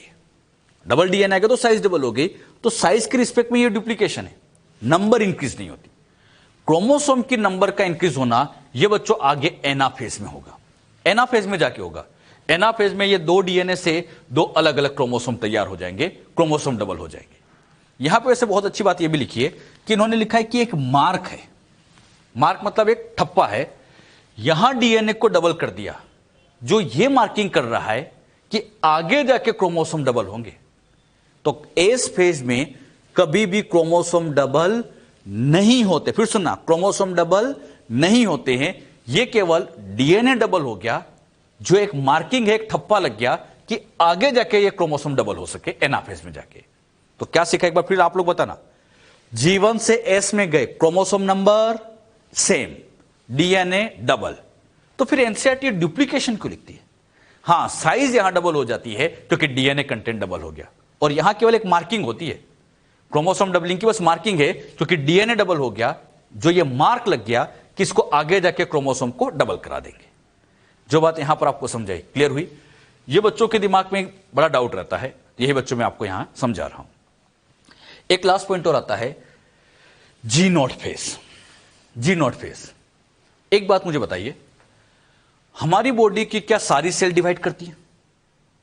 हां, अगर बच्चों अपनी बॉडी में सारी सेल अगर हर टाइम डिवाइड करेगी और वही 24 आवर में डिवाइड होगी, तो जितनी सेल आज अपने अंदर है, कल मतलब 24 आवर के बाद अपने अंदर जैसे सेल डबल होगी, अपनी साइज डबल होगी, लेंथ डबल, विड्थ डबल, और ऐसा रोज होता गया तो हम तो पता नहीं कितने डबल हो जाएंगे, मतलब कितने मोटे हो जाएंगे।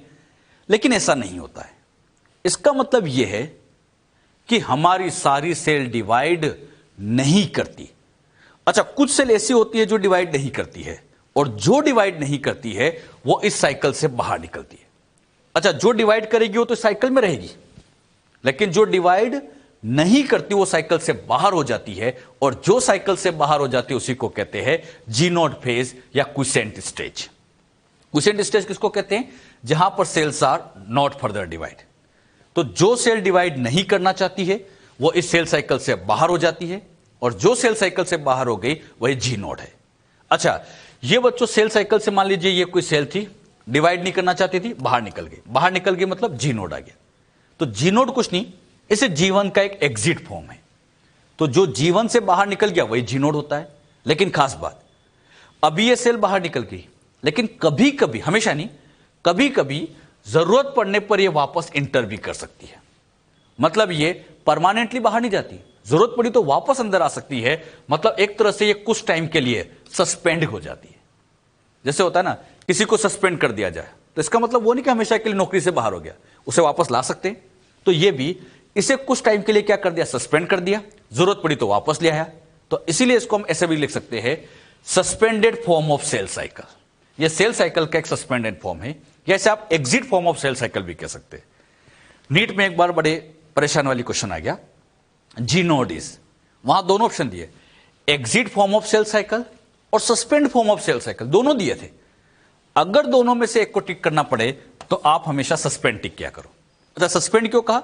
क्योंकि ये बाहर तो होती है, सही बात है, लेकिन जरूरत पड़ने पर वापस आ भी तो सकती है। तो ये परमानेंटली बाहर नहीं है, ये कुछ टाइम के लिए बाहर जाती है, मतलब एक तरह का ये सस्पेंडेड फॉर्म होता है। तो इसीलिए इसको suspended form of cell cycle भी कहते हैं। दोनों सही है, बेस्ट अगर टिक करना हो तो सस्पेंडेड फॉर्म। अच्छा, ये जो जी नोट फॉर्म होती है, इस स्टेज में सेल मेटाबॉलिकली एक्टिव रहती है। अच्छा, ये सेल साइकिल से बाहर जरूर चली गई, लेकिन ऐसा नहीं कि ये काम नहीं कर रही है। जैसे हम हार्ट सेल की बात करें, अपनी हार्ट सेल डिवाइड नहीं करती है, मतलब जी नोड में है, लेकिन वो मेटाबॉलिकली एक्टिव है। हार्ट सेल डिवाइड नहीं करिए जी नोड फॉर्म में, लेकिन मेटाबॉलिकली एक्टिव है, क्योंकि अगर हार्ट सेल इनएक्टिव हो गई तो हम इनएक्टिव हो जाएंगे। तो ध्यान रखना, इन सेल में चाहे फर्दर डिवीजन ना हो, but they are metabolically active. बहुत अच्छे एग्जांपल आते हैं, जैसे heart cell, nerve cell, permanent cell of plant, ये बच्चों इस तरह की होती है। अच्छा, परमानेंट सेल की हम बात करें, नॉर्मली डिवाइड नहीं करती, लेकिन एक चीज आप पढ़ते हैं, सेकेंडरी ग्रोथ के टाइम पर इसमें वापस डिवीजन आ सकता है। तो एक पॉइंट ध्यान रखना, but in this stage cells are may be divide, ये डिवाइड कर सकती है as per requirement of organism. Organism की रिक्वायरमेंट, सेल की रिक्वायरमेंट के बेसिस पर ये डिवाइड कर सकती है। तो नॉर्मली डिवीजन नहीं होता, लेकिन जरूरत पड़ने पे फर्दर डिवाइड कर सकती है। क्लियर? जी नोड में क्या क्या समझा ये ध्यान रखिएगा। तो जी नोड के पॉइंट क्या क्या थे? इसे क्विसेंट स्टेज भी कहते हैं, इसमें सेल डिवाइड नहीं करते हैं, इसे एग्जिट या सस्पेंडेड फॉर्म भी कहते हैं। इस स्टेज में सेल्स मेटाबॉलिकली एक्टिव रहती है, example heart cell, nerve cell, permanent cell, जरूरत पड़ने पे इनमें डिवीजन हो सकता है। एक बार बच्चों नीट में बड़ा अच्छा क्वेश्चन आया, जी नोड फॉर्म कहां से आता है, आफ्टर एम या आफ्टर जीवन, मतलब जस्ट एम के बाद या जीवन के बाद। अच्छा, यहां पे बच्चों जीवन से कहीं से भी बाहर निकल सकती है, मतलब जीवन की स्टार्टिंग में भी बाहर निकल सकती है, बीच में भी निकल सकती है, एंड में भी निकल सकती है। लेकिन अगर ऐसा टिक करना पड़े तो ध्यान रखिएगा, जीवन के एंड से, जीवन का जहां एंड होगा यहां से जनरली वो बाहर निकलती है, और इसी को हम जी नोड कह देते हैं। मतलब कई बार जीवन चल जाएगी, एंड में आते आते वो बाहर चली जाती है। तो कभी ऐसा क्वेश्चन आया, और आ चुका ऐसा क्वेश्चन, जी नोड कहां से आता है, आफ्टर एम या आफ्टर जीवन, तो ज्यादा बढ़िया हम आफ्टर जीवन टिक कर दे, कि जीवन के ठीक बाद ही फिर बच्चों यहां पर जरूरत पड़ने पर सेल यहां से बाहर निकल गई और वही जी नोड फेज बनेगी। जो बातें यहां पर अभी आपको समझाई, क्लियर हुई सबको अच्छे से? मैंने आप लोगों को अभी तक इंटरफेज में क्या क्या होता है सारे इवेंट समझा दिए, जीवन समझा दिया, एस समझा दिया, G2, जी नोड, ये सारे पॉइंट आप ध्यान रखें, इन्हीं में से हर साल एक क्वेश्चन आ जाता है बच्चों। तो ये बहुत ही इंपॉर्टेंट पॉइंट्स हमने सीखे। अभी तक बच्चों हमने इंटरफेस के बारे में समझ लिया है। G1S G2 में क्या होता है हमने सीखा। इसके अंदर प्रोटीन सिंथेसिस हो गए, आरएनए सिंथेसाइज हो गए, डीएनए डबल कर दिया, ट्यूबुलिन प्रोटीन बन गए, सारी प्रिपरेशन हो चुकी है। अच्छा, प्रिपरेशन के बाद अब अगला पार्ट आता है जिसको हम कहते हैं एम फेज। एम फेज या इसी को बच्चों डिवीजन फेज के नाम से भी जानते हैं। और यही वो एग्जैक्टली फेज होती है जहां एक्चुअली में डिवीजन किया जाएगा, मतलब यहां पर डिवीजन किया जाएगा। अभी तक तो तैयारी चल रही थी, तो एक्चुअली डिवीजन एम फेज में होता है। तो एम फेज मतलब phase where actual cell divide, जहां पर एक्चुअली में सेल डिवीजन होगा उसी को हम बच्चों डिवीजन फेज या एम फेज कह देते हैं। अच्छा, एम फेज के अगर हम टाइमिंग की बात करें तो ये टोटल साइकिल का ओनली 5% होगा, मतलब बहुत ही कम टाइम में कंप्लीट हो जाता है, 5% of total cell cycle. M phase को नाम दिया जाता है most dramatic period of cell cycle. अच्छा, इसको ड्रामेटिक पीरियड क्यों कहते हैं आगे बच्चों हम समझेंगे कि इस एम फेज में जैसे प्रोफेज मेटाफेज जो होती है, तो प्रोफेज में कई सारे सेल ऑर्गेनल जैसे ईआर गोल्जी बॉडी डिसअपियर हो जाते हैं, न्यूक्लियर मेम्ब्रेन डिसअपियर हो जाती है, न्यूक्लियोलस गायब हो जाती है। प्रोफेज में ऐसी चीजें डिसअपियर होती है, लेकिन जब टीलोफेज आती है तो वहां पर ये वापस बन जाती है। तो होता क्या है, पहले चीजें गायब कर रहे हैं, थोड़े टाइम बाद वापस बना रहे हैं, मतलब चीजों को गायब कर रहे हैं वापस बना रहे हैं। तो ऐसा लगता है जैसे सेल में नाटक ही हो रहे हैं, और इसीलिए इसको हम सबसे ज्यादा ड्रामेटिक पीरियड या नाटकीय फेज हम कह सकते हैं, क्योंकि यहां पर नाटक बहुत होते हैं। क्लियर। एम फेज की खास बात यह होती है कि इसकी स्टार्टिंग, एम फेज की स्टार्टिंग कैरियोकाइनेसिस के साथ होगी और एंडिंग हमेशा साइटोकाइनेसिस के साथ होगी। मतलब कैरियोकाइनेसिस के साथ स्टार्ट होगा और साइटोकाइनेसिस होते ही ये पूरा कंप्लीट हो जाता है। या एम फेज को हम कहते हैं एक तरह से दो पार्ट में डिवाइड कर सकते हैं, कैरियोकाइनेसिस वाला पार्ट और साइटोकाइनेसिस वाला पार्ट। तो एम फेज के दो पार्ट है, कैरियोकाइनेसिस एंड साइटोकाइनेसिस। कैरियोकाइनेसिस में आप जानते हैं न्यूक्लियस का डिवीजन, साइटोप्लाज्म का डिवीजन। फिर इस कैरियोकाइनेसिस के 4 सब पार्ट आते हैं, प्रोफेज, मेटाफेज, एनाफेज, टीलोफेज। ऐसे बच्चों इसके 4 पार्ट है। ये किसके पार्ट है, कैरियोकाइनेसिस के ये 4 पार्ट होते हैं जहां पर एक्चुअली में डिवीजन किया जाएगा। जब बच्चों प्रोफेज, मेटाफेज, एनाफेज, टीलोफेज चलती है, अब आप लोग सभी जानते हैं एम फेज 5% है। ह्यूमन की बात करें तो 1 घंटे में सब कंप्लीट हो जाएगा, मतलब ये एम फेज पूरा, डिवीजन फेज पूरा 1 घंटे में कंप्लीट होगी। अब बच्चों इस 1 घंटे में भी ज्यादातर टाइम लगता है प्रोफेज में। तो एम फेज की लॉन्गेस्ट फेज कौन सी है, प्रोफेज, और सबसे कम टाइम लगता है एनाफेज में। तो एनाफेज को हम कह सकते हैं शॉर्टेस्ट फेज ऑफ, या शॉर्टेस्ट टाइमिंग जहां लगने वाला है वो है एनाफेज। तो सेल साइकिल की सबसे कम टाइमिंग वाली फेज होती है एनाफेज। तो जो बात यहां पर आपको समझाई, क्लियर हुई। अब बच्चों हम क्या करेंगे, इन चारों स्टेज को एक एक करके डिटेल में समझेंगे। हाँ, एक बात आप ये ध्यान रखना, सेल डिवीजन एक कंटिन्यूअस प्रोसेस होती है, लगातार होती रहती है। अच्छा, लगातार होने की वजह से क्या होता है कि जब हम इसको माइक्रोस्कोप में देखते हैं, तो माइक्रोस्कोप में जब आप देखोगे तो जैसे ये प्रोफेज चली, फिर आप माइक्रोस्कोप में देख रहे हैं, तो आपको पता ही नहीं चलेगा कि कहां ये प्रोफेज खत्म हो गई और कहां मेटाफेज शुरू हो गई, पता ही नहीं चलता है, क्योंकि ये तो लगातार होता रहता है, कंटिन्यूस चलता रहता है। फिर बच्चों आपको मेटाफेज कहां खत्म हुई, एनाफेज कहां शुरू हो गई, आपको एग्जैक्ट पता नहीं चल पाएगा। मतलब हम इन 2 स्टेज के बीच में क्लियर कट नहीं बता सकते, क्लियरिटी से नहीं बता सकते कि कहां एक स्टेज खत्म होगी और कहां दूसरी स्टार्ट हो जाएगी। क्यों? क्योंकि बच्चों ये एक कंटिन्यूअस प्रोसेस होती है, लगातार होती है, और लगातार होने की वजह से हम ये नहीं बता पाते कि कहां एक फेज खत्म होगी और कहां दूसरी फेज स्टार्ट हो जाएगी, क्योंकि cell division is a continuous process, ये एक लगातार प्रोसेस होती रहती है। क्लियर। तो फिर हमें कैसे पता चलता होगा कि प्रोफेज चल रही है या मेटाफेज चल रही है? ये हम बस केवल कुछ आइडिया से लगा सकते हैं। कैसे? माइक्रोस्कोप में आप देख रहे हैं, अगर क्रोमेटिन का कंडेंसेशन शुरू हो गया, कंडेंसेशन शुरू हो गया तो सोच लेना कि प्रोफेज शुरू हो गई।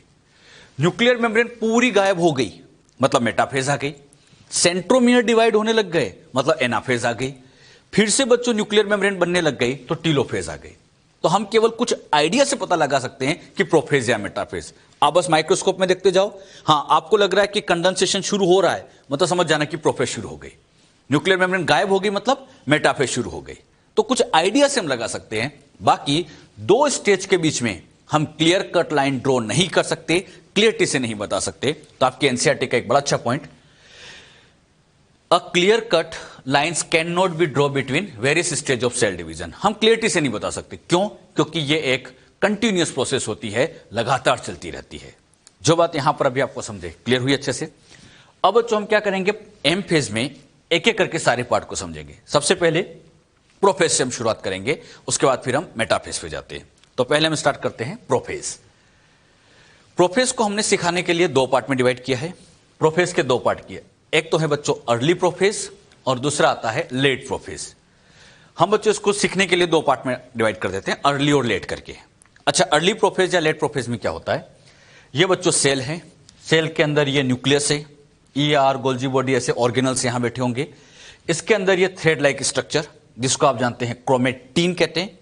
कुछ क्रोमेटीन पर ऐसी स्पेरिकल स्ट्रक्चर लगी है जिसका नाम न्यूक्लियोलस है। ये सेल है। अब बच्चों प्रोफेज स्टार्ट होते ही सबसे पहला काम कंडेंसेशन स्टार्ट होना। मतलब ये जो क्रोमेटीन थ्रेड आपको दिख रहा है, इसको छोटा किया जाता है। छोटा करने की प्रोसेस का नाम कंडेंसेशन। और जब इनका कंडेंसेशन होता है तो ऐसे क्रोमोसोम बनते। क्रोमेटिन को कंडेंस करेंगे तभी तो क्रोमोसोम बनेगा बेटे। तो क्रोमेटिन के कंडेंसेशन से क्रोमोसोम बनना शुरू हो जाते। और ये जो प्रोसेस यहां पर चलेगी, इस प्रोसेस का नाम क्या दिया जाएगा? कंडेंसेशन। कंडेंसेशन का मतलब क्रोमेटिन से क्रोमोसोम का बनना, उसको छोटा कर देना। अच्छा, यहां पे भी इसका भी बच्चों ऐसे कंडेंसेशन होता है। तो सेल में जितने भी क्रोमेटिन है, कंडेंसेशन स्टार्ट करते हैं, क्रोमोसोम बनाना शुरू कर देते हैं। लेकिन एक खास बात, यहां कंडेंसेशन केवल स्टार्ट होता है, कंप्लीट नहीं होता। प्रोफेज में कंडेंसेशन स्टार्ट हो गया मतलब क्रोमोसोम बनना शुरू हो जाएंगे, कंप्लीट नहीं होंगे। ये कंप्लीट होता है मेटाफेज में जाके। और इसीलिए आप जानते हैं क्रोमोसोम की स्टडी के लिए सबसे बेस्ट फेज मेटाफेज। तो ये आप ध्यान रखिएगा, यहां कंडेंसेशन केवल स्टार्ट होगा, कंप्लीट की बात करें तो फिर वो मेटाफेज में जाके फाइनली कंप्लीट किया जाएगा। जो बात यहां आपको समझाएगी, क्लियर हुई अच्छे से? अच्छा, एक खास बात और, यहां पर अगर हम सेल के साइटोप्लाज्म में देखें तो साइटोप्लाज्म में ऐसे सिलेंड्रिकल स्ट्रक्चर होती है। और ये सिलेंड्रिकल स्ट्रक्चर नाम बोलो, सेंट्रियोल। और सेल में आप जानते हैं 2 सेंट्रियोल होते हैं। लेकिन एक बात हमने सीखी थी, एस फेज में सेंट्रियोल डुप्लीकेट हो गए थे। तो ये जो सेंट्रियोल है यहां पे 2 के बजाय आप लोगों को ऐसे 4 दिखेंगे। अच्छा, डबल क्यों दिख रहे हैं? क्योंकि एस फेज में सेंट्रियोल का डुप्लीकेशन हो गया तो डबल हो चुके थे। तो सेल में से 4 सेंट्रियोल दिख रहे हैं, या 2 सेंट्रोसोम में कह सकता हूं। अब एक खास बात, इन सेंट्रियोल से धीरे धीरे यहां पर ऐसी रेज लाइक स्ट्रक्चर बनती है। ये जो यहां पर ऐसी रेज लाइक स्ट्रक्चर आपको दिखाई दे रही है, इन्हीं रेस को कहा जाता है एस्ट्रल रेस। रेस का नाम एस्ट्रल रेस। ये एस्ट्रल रेस कुछ और नहीं, ट्यूबुलिन प्रोटीन से ही बनी होती है। मतलब यहां पर ऐसे tubulin protein tubulin protein tubulin protein ऐसे जुड़ते जाएंगे और ट्यूबुलिन जुड़ने से ऐसे रेस निकलेगी। इन्हीं रेस को कहा जाता है एस्ट्रल रेस। सेम एज यहां पर भी ट्यूबुलिन प्रोटीन जुड़ते जाएंगे और ऐसे यहां पर रेस बनती जाएगी। ये एस्ट्रल रेस हो गई। अब बच्चों इन एस्ट्रल रेस में से कुछ एस्ट्रल रेस के साथ ट्यूबुलिन प्रोटीन लगातार जुड़ता जाता है। मतलब जैसे यहां ऐसे कंटिन्यूस ट्यूबुलिन प्रोटीन ऐसे जुड़ता जाएगा और ट्यूबुलिन प्रोटीन जुड़ता जाएगा तो धीरे धीरे यहां पर ऐसे फाइबर बनेगा। इन फाइबर को कह देंगे स्पिंडल फाइबर। मतलब कुछ एस्ट्रल रेस आगे की तरफ कंटिन्यू होती जाती हैं और वही स्पिंडल फाइबर बना लेती है। और ध्यान रखना, यहां पर इनको बनाने में जो प्रोटीन काम आया, नाम बोलो, ट्यूबुलिन प्रोटीन, वेरी इंपॉर्टेंट। तो यहां बच्चों ऐसे ट्यूबुलिन ट्यूबुलिन ट्यूबुलिन प्रोटीन जुड़ते जाएंगे और ट्यूबुलिन जुड़ने की वजह से ही स्पिंडल फाइबर का फॉर्मेशन होता है। एक बार फिर से हमने क्या सीखा? सेंट्रियोल है, रेज निकली, नाम बोलो, एस्ट्रल रेस। अब इन रेस में से कुछ रेस कंटिन्यू हो जाती है, वही स्पिंडल फाइबर बना लेती है। यहां पर आपको 3 चीजें एक साथ दिख रही है, सेंट्रियोल भी है, एस्ट्रल रेस भी है, स्पिंडल फाइबर्स भी है। इन तीनों को ही कंबाइन करके नाम दिया जाता है mitotic spindle apparatus. Mitotic spindle apparatus में कितने कंपोनेंट हो गए? 3। कौन कौन से?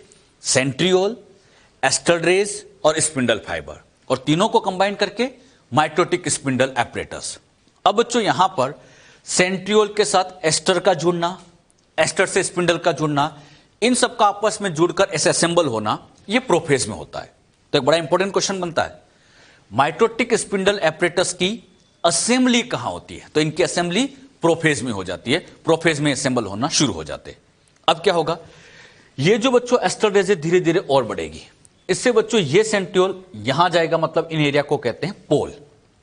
स्पिंडल फाइबर धीरे धीरे बड़े होते जाएंगे और जैसे जैसे स्पिंडल फाइबर बड़े होते जाएंगे, ये सेंट्रियोल इस पोल की तरफ और इधर के सेंट्रियोल इस पोल की तरफ जाएंगे। मतलब सेंट्रियोल मूव्स टू पोल, तो सेंट्रियोल पोल की तरफ मूव करना स्टार्ट कर देते। किसमें? प्रोफेज में। तो प्रोफेज में ही सेंट्रियोल ऐसे पोल की तरफ मूव करना चालू कर देते हैं। इसे बच्चों आप ऐसे भी समझ सकते हैं, जैसे यहां पर ये बच्चों यहां सेंट्रियोल पोल पे चले गए। क्यों? क्योंकि स्पिंडल फाइबर बड़े हो गए। आप देख भी रहे, यहां स्पिंडल फाइबर छोटे थे, जैसे जैसे बड़े होते जाएंगे, जैसे जैसे स्पिंडल फाइबर बड़े होते गए, इन सेंट्रियोल को जहां पहुंचा दिया, इस एरिया का नाम पोल, और इसको भी हम कह देंगे पोल। तो सेंट्रियोल धीरे धीरे पोल की तरफ मूव करते हैं। कौन सी फेज में? तो प्रोफेज के अंदर। मैंने अभी आपको दो बातें बड़ी इंपॉर्टेंट समझाई। प्रोफेज में एक तो कंडेंसेशन स्टार्ट हो गया, माइटोटिक स्पिंडल की असेंबली हो गई, और साथ ही साथ सेंट्रियोल पोल की तरफ जा रहे। एक खास बात हो, यहां पर बच्चों आप देखोगे तो यहां पर आप लोगों को न्यूक्लियर मेम्ब्रेन, ये जो न्यूक्लियर मेम्ब्रेन दिख रही होगी, धीरे धीरे ऐसे टूटती हुई नजर आ रही होगी। तो न्यूक्लियर मेम्ब्रेन डिसअपियर होना शुरू हो जाती है। साथ ही साथ यहां पर आपको न्यूक्लियोलस दिखाई दे रही है, तो यहां न्यूक्लियोलस दिख नहीं रही, मतलब न्यूक्लियोलस भी गायब हो जाती है। और ये जो न्यूक्लियोलस है, ये बच्चों क्रोमोसोम का एक छोटा सा पार्ट बना लेती है, जिसको हम कह देते हैं NOR, मतलब न्यूक्लियोलस NOR में कन्वर्ट हो जाती है। साथ ही साथ ये जो बच्चों ER गोल्जी बॉडी है, ये भी ऐसे टूटने लग जाती है। ER गोल्जी बॉडी ऐसे टूटकर धीरे धीरे वेसाइकल में कन्वर्ट हो जाती है। थोड़े टाइम बाद आप देखोगे तो ये ER गोल्जी बॉडी दिखाई नहीं देगी, क्योंकि ER गोल्जी बॉडी वेसाइकल में कन्वर्ट हो जाती है। माइक्रोस्कोप में हम देखते हैं नजर ही नहीं आती है। तो यहां पर चार मेन चीजें डिसअपियर हुई। कौन कौन सी? न्यूक्लियर मेम्ब्रेन डिसअपियर हो जाती है, न्यूक्लियोलस डिसअपियर हो जाती है, ER एंड गोल्जी बॉडी ये भी बच्चों डिसअपियर हो जाती है। हां, माइटोकॉन्ड्रिया डिसअपियर नहीं होंगे, उनको देखना चाहे तो दिख सकते हैं, हां, लेकिन ये चार चीजें आपको दिखाई नहीं देगी। Nuclear membrane, nucleolus, ER, Golgi body, ये चारों चीजें फाइनली डिसअपियर हो जाती है। तो प्रोफेज में ये भी आप ध्यान रखिएगा। एक खास बात, यहां बच्चों आपको ऐसे एस्टरेज दिख रही है। अगर किसी सेल में, जैसे हम एनिमल की बात करें, एनिमल में सेंट्रियोल होता है, सेंट्रियोल है तो वहां पर एस्टरेज दिखेगी। अगर किसी सेल में से एस्टरेज दिखती है तो ऐसे डिवीजन को एस्ट्रल या एम्फीएस्ट्रल डिवीजन कहते हैं। अच्छा, एस्टरेज दिख रही है तो इसीलिए इसको एस्ट्रल या एम्फीएस्ट्रल डिवीजन कहते हैं। लेकिन अगर हम प्लांट की बात करें तो प्लांट में बात ध्यान रखना, वहां सेंट्रियोल होता ही नहीं। प्लांट में सेंट्रियोल नहीं होता, तो वहां पर एस्टरेज का फॉर्मेशन नहीं होता। तो प्लांट में जो डिवीजन होता है उसको एन एस्ट्रल डिवीजन कहते हैं।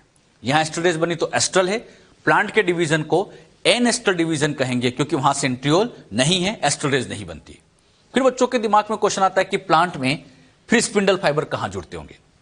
प्लांट के अंदर इन स्पिंडल फाइबर को जोड़ने के लिए एक दूसरी स्ट्रक्चर लगी होती है। यहां ऐसी दूसरी स्ट्रक्चर होती है, ये प्लांट की बात चल रही है। तो प्लांट में एक दूसरी स्ट्रक्चर लगी होती है जिसका नाम गामा ट्यूबुलिन रिंग कॉम्प्लेक्स होता है, और यही गामा ट्यूबुलिन रिंग कॉम्प्लेक्स ऐसे स्पिंडल फाइबर को अटैच करती है। और याद रखना, एस्टरेज यहां नहीं बनती, और प्लांट में एस्टरेज नहीं बनती, इसीलिए इनके स्ट्रक्चर को कहेंगे हम एन एस्ट्रल डिवीजन। एक तरह का एन एस्ट्रल डिवीजन चलेगा, क्योंकि एस्टरेज फॉर्म नहीं हुई। जो बातें मैंने प्रोफेज में आपको समझाई, ये ध्यान रखना। अच्छा, क्वेश्चन बताइए, न्यूक्लियर मेम्ब्रेन, न्यूक्लियोलस, इनका डिसअपियर होना प्रोफेज के स्टार्टिंग में होता है या एंड में? हां, प्रोफेज के एंड में, मतलब लेट प्रोफेज में ही होता है। क्लियर? तो हमने यहां पर चार मेन पॉइंट समझ लिए हैं। पहला हमने सीखा कंडेंसेशन स्टार्ट होता है। दूसरा सीखा, हां, माइटोटिक स्पिंडल की असेंबली होती है, सेंट्रियोल का पोल पे जाना होता है, और साथ ही साथ ये चीजें डिसअपियर हो जाती है। जो बातें मैंने यहां पर आपको समझाई, क्लियर हुई सबको अच्छे से? अब इन्हीं बातों को हम ऐसे नोट भी कर सकते हैं। पहला, प्रोफेज माइटोसिस की फर्स्ट स्टेज है। कंडेंसेशन यहां पर स्टार्ट हो जाता है, क्रोमोसोम बनना शुरू हो जाता है। एनसीईआरटी में एक लाइन लिखिए, क्रोमोसोमल मटेरियल बिकम्स अनटेंजल्ड। अनटेंगल का मतलब सुलझने लगते हैं, मतलब वो जो थ्रेड थे, उलझे हुए थे, क्रोमोसोम बन गए, अच्छे से दिख रहे हैं, सुलझने लग जाते हैं। तो क्रोमोसोमल मटेरियल मतलब क्रोमेटिन सुलझने लगते हैं और इनसे क्रोमोसोम बन जाते हैं। तो अनटेंजल का मतलब सुलझना, तो क्रोमेटिन मटेरियल सुलझकर क्रोमोसोम बनना स्टार्ट कर देते हैं। क्लियर? और हमने क्या सीखा? माइटोटिक स्पिंडल की असेंबली हो जाती है। और क्या सीखा? सेंट्रियोल अपोजिट पोल की तरफ जाते हैं, और साथ ही साथ ये चीजें यहां पर फाइनली डिसअपियर हो जाती है। तो ये हमने प्रोफेज की सारी बातें यहां पर क्लियर कर ली है।